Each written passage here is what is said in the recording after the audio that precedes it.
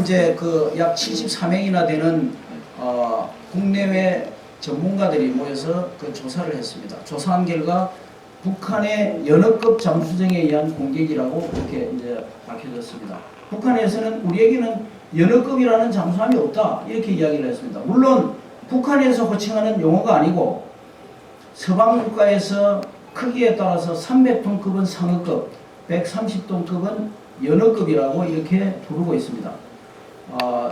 그 96년도에 그 동해에 북한 잠수정이 왔을 때 그 전부 다 사살이 됐는데 유일하게 생포된 이광수라는 사람이 있습니다. 그 이광수 씨가 이야기할 때도 로미오급은 대형, 그리고 상어급은 중형, 그리고 연어급이나 6호급은 소형이라고 한다고, 북한에서는 대중소로 부른다고 그렇게 증언을 한 바가 있습니다. 그리고 이 잠수정은 북한에서 이란에 수출해서 이란에서 운용 중인 가디르급 잠수함입니다. 이 작은 잠수정이 어떻게 어뢰를 발사할 수 있느냐 또 의문을 제기했지만, 여기 보시는 것처럼 어뢰 발사관 이문이 있고, 이것보다 더 작은 6호급도 어뢰 발사관 이문이 있습니다.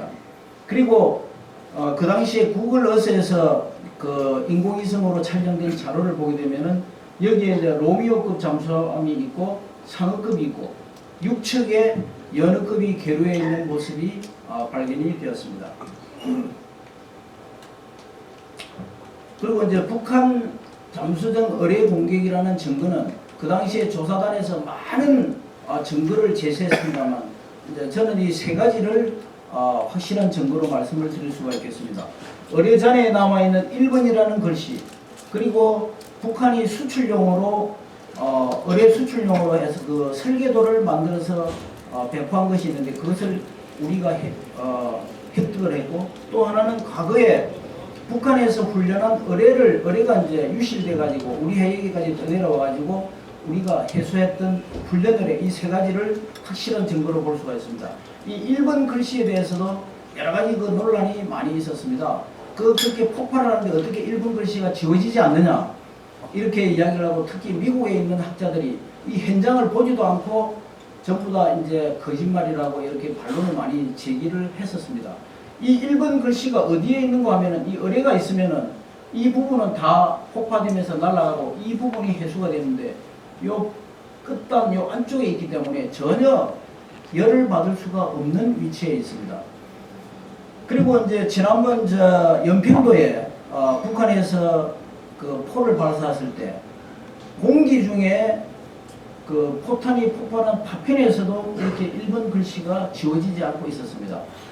공기 중에도 지워지지 않는데 수중에서 또 제일 끝단 프로펠러 뒤에 있는데 이것은 지워질 수가 없는 것입니다.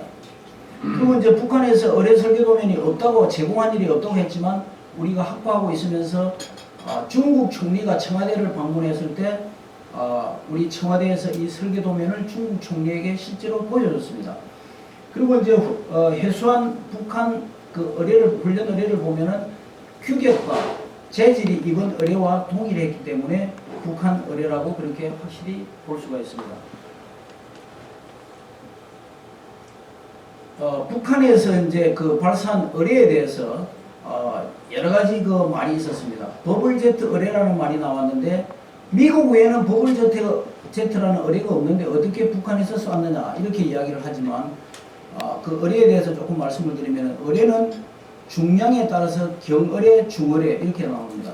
경어뢰라는 것은 200에서 400kg 정도 되는데, 수상함과 대잠 항공기가 잠수함을 공격할 때 사용하는 어뢰고, 중어뢰라는 것은 1000 내지 2000kg으로서 잠수함에서 수상함이나 또는 같은 잠수함을 공격할 때 사용하는 어뢰고, 또 이제 그 유도 방식에 따라서 직주어뢰와 선유도어뢰라는 것이 있는데, 직주어뢰라는 것은 어뢰를 발사하면 그대로 그 발사된 방향으로 날아가는 겁니다. 그리고 이제 가다가 표적에 맞아서 이제 폭발하는 것이고, 선유도어뢰라는 것은 잠수함에서 선으로 연결되어 가지고 그 어뢰가 표적에 맞을 때까지 유도하는 것이 선유도어뢰입니다.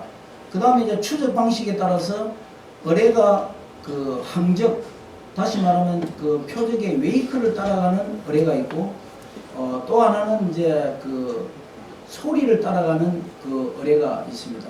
그리고 이제 그 버블제트 어뢰, 아까 말씀드린 것처럼 버블제트 어뢰는 없고 버블제트 효과가 있습니다. 기뢰가 폭발할 때도 버블제트 효과가 발생을 합니다.